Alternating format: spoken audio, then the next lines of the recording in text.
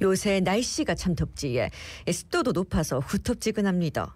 이럴 때 밖에서 일하시는 분들의 안전이 특히 걱정되는데 산업안전보건법에는 근로자는 산업재해가 발생한 급박한 위험이 있는 경우에 작업을 중지하고 대피할 수 있다. 이런 작업 중지권을 규정하고 있다 카대에 잘 지켜지고 있는지 살펴보겠습니다. 예, 한국노동안전보건연구소 최민 상임 활동과 전화 연결돼 있습니다. 나와 계시죠? 안녕하십니까? 안녕하십니까? 네, 안녕하세요. 한국노동안전보건연구소 최민입니다. 예. 폭염이 실제로 노동자들을 죽음에 이르게 한다. 뭐 이런 얘기도 심심치 않게 이제 언론을 통해서 보게 되는데 온열 질환으로 인한 산재 승인 건수 뭐 어느 정도나 되는지요? 네, 산재 승인 건수를 말씀드리기 전에 네네. 온열 질환 자체의 이제 규모에 대해서 먼저 말씀드리는 게 좋을 것 같은데요.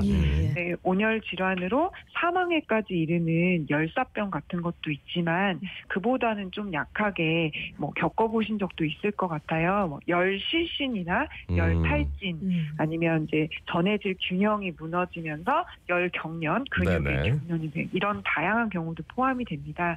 그럴 때 이제 2023년에 1년 동안 응급실에 이런 걸로 실려오셨던 분이 2,800명 정도 되거든요. 2022년은 한 1,500명이었다고 하는데 네네. 굉장히 빠르게 증가를 하고 있고요. 근데 그 2,800여 명 중에서 실외 작업장에서 일하던 경우가 900명 정도 되고 논밭에서 일하던 경우도 사실 일을 하던 중이잖아요. 그런 분이 한 400명 되고 실내 작업장도 한 200명 되니까 절반이 훨씬 넘는 분들이 작업장에서 온열 질환이 발생하고 있는 것으로 알려지고 있습니다. 그리고 사망자가 30명 정도인데 지난 5년 정도 사이에 매년 산재로 온열 질환 산재로 사망한 경우가 해마다 5명에서 6명 정도 됐었거든요.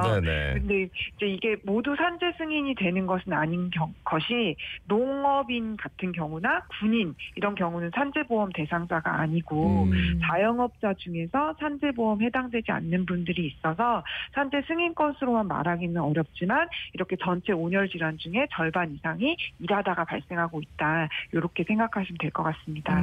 그러니까 실제로는 말씀하신 수치보다 더 많은 분들이 온열 질환으로 좀 겪고 있다는 말씀이신데 그러면 주로 어떤 직업군의 노동자에게 이런 질환이 발생하게 됩니까?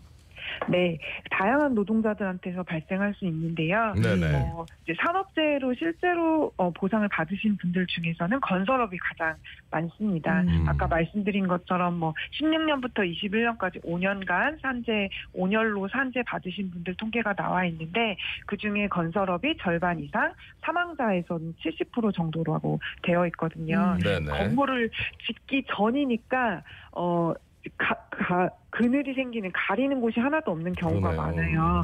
게다가 이제 건물 짓는 일은 굉장히 힘든 일이기 때문에 달리기 같은 거 운동하면 막 열나시잖아요.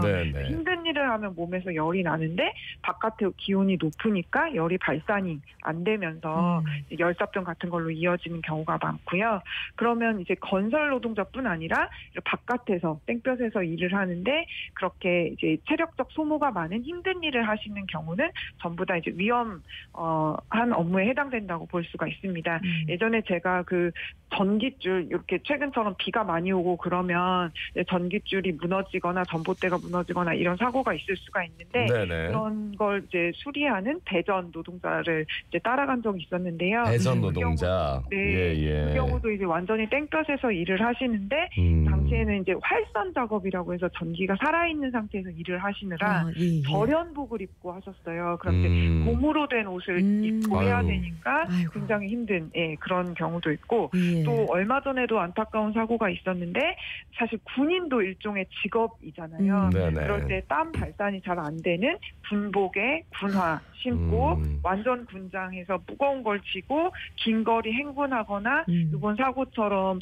이제 뭐 얼차려를 하거나 뭐 이런 경우가 되면 사실 굉장히 또 위험해지게 됩니다.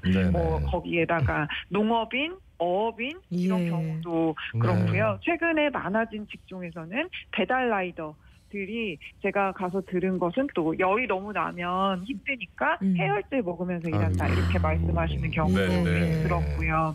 그 다음에 이제 마지막으로 뭐 실내에서 일하는 분들 생각해 보면 열원 그러니까 뜨거운 열이 발생하는 곳 근처에서 일하시는 분들 생각하면 뭐 발전소나 뭐 주물, 뭐 제철소 이런 데 생각하기 쉽지만 사실은 가까이 생각해 보면 조리 노동자들 환기가 잘 안 되고 그러면 이제 가스불 딱 켜기만 해도 굉장히 더워지는 뭐 그래서 뭐 열사병까지는 아니어도 잠깐 실신하거나 이런 일들은 종종 발생하고 있다고 합니다. 최근에는 이제 물류센터 같은 곳에서도 노동 강도가 높아서 이런 환자들이 자주 발생하고 있는 것으로 알려지고 있습니다. 그러고 보니까 참 많은 직종에서 이 더운데도 온열 질환이 좀 걱정이 되는데도 그거를 그냥 다 이겨내고 업무를 진행하고 계십니다.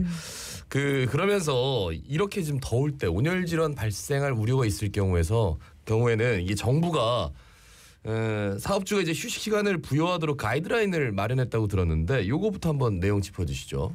네, 정부에서는 이제 매년 폭염 시에 온열 질환 예방을 위해서 그늘 휴식을 제공하라고 하고 있고 그거 중에서 휴식은 뭐 예를 들어 폭염특보가 발령이 되면 뭐 1시간 중에 10분에서 15분을 규칙적으로 쉬어라 이런 식의 가이드라인을 내고 있어요.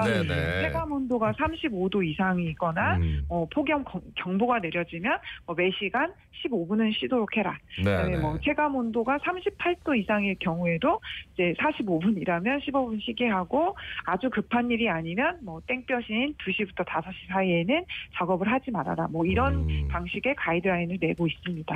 이 가이드라인이 잘 지켜지면 다행인데 이게 또 권고에 그치고 있다는 게 좀 문제인 것 같은데 어떤 문제점들이 발생할 수 있겠습니까?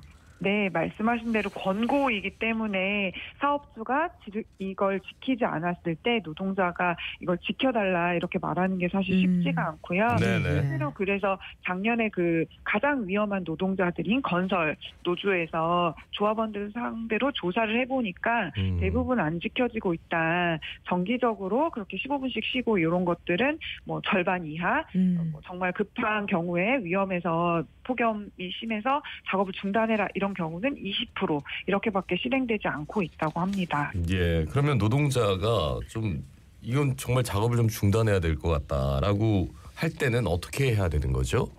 네, 노동자가 스스로 사실 온열 질환 때문에 산재가 일어날 것 같다 그러면 작업을 중단하고 사업주한테 보고만 하면 됩니다.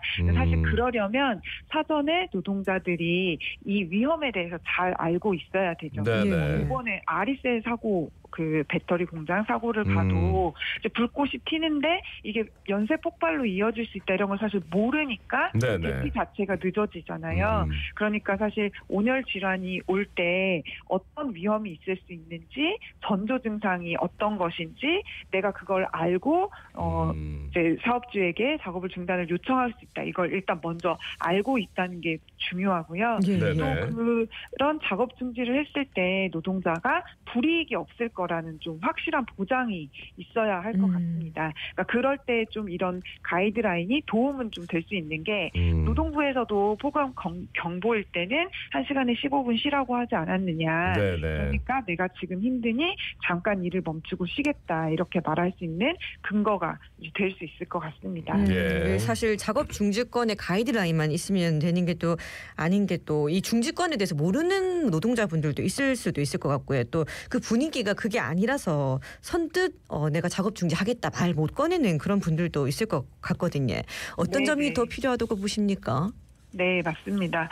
사실 이렇게 노동자가 먼저 작업 중지권 얘기를 하기 전에 앞서 말씀드렸던 가이드라인이 먼저 좀 잘 지켜지면 말씀하신 대로 노동자가 알아서 먼저 말하는 게 굉장히 어려운 상황에서 좀 그 정도까지는 아닐 때 뭔가 가이드라인이 잘 지켜지고 그게 지켜지는데도 힘든 노동자들만 작업 중지를 쓸 수 있으면 좀 더 좋을 것 같다는 생각이 들고요. 또 아까 말씀드린 그런 불이익이 없어야 한다 이런 것과 관련해서 수입과 관련된 문제들도 있어요. 예를 들어 플랫폼 배달 노동자 같은 경우는 너무 더워서 쉬고 싶어도 쉬면 그대로 수입이 이제 단절되는 그런 구조잖아요. 월급을 받는 게 아니니까요. 그래서 그러면 이제 더워도 참고 나간다든지 요즘처럼 비가 많이 와서 위험한데도 나가야 된다든지 그런 경우가 생긴다고 하더라고요. 그래서 뭐 그 라이더 유니온에서는 기후 실업급여 이런 걸 요구하고 있기도 합니다. 이분들도 얼마 전부터 이제 국민연금 대상자가 되시거든요.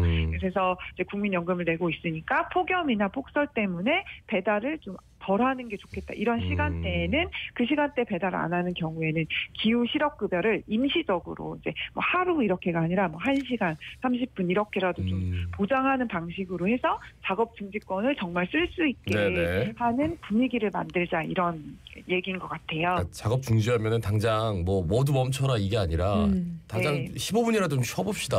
이 너무 네. 지금 폭염이 뜨거우니까. 그러니까 쉬는 것과 그렇지 않은 거는 진짜 어마어마한 차이기 때문에 네. 현장에서 이런 목소리들이 좀 잘 반영이 됐으면 하는 바람 가져봅니다. 말씀 네. 잘 들었습니다. 고맙습니다. 고맙습니다. 네. 예, 한국노동안전보건연구소 최민 상임활동가였습니다.